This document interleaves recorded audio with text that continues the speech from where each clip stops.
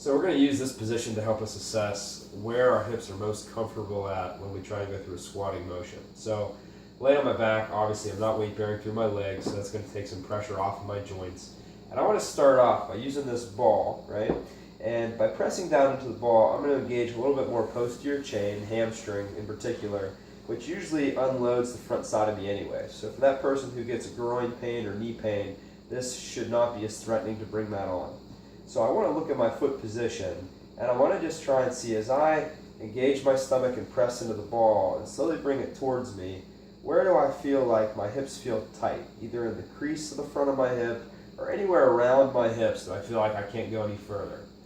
And I go through this motion, I kind of compare to see, like if my feet start close and I do this, right about there I feel some pressure in the front of my hip. And usually I'm not going to have as much room to squat in this position. So as I work wider and I turn my feet a little bit slightly and I come up into this knee bend, typically with a little bit of external rotation, a little bit of abduction of my hips with my knees a little wider, that's going to be a comfortable position. And someone who has impingement or pain in the groin, they may find that as they go through these motions, especially as they go into some of the wider ones, they may say, oh yeah, that's less pain in the front of my hip and I can go much deeper. That's the position that you want to pick to translate into your standing squat.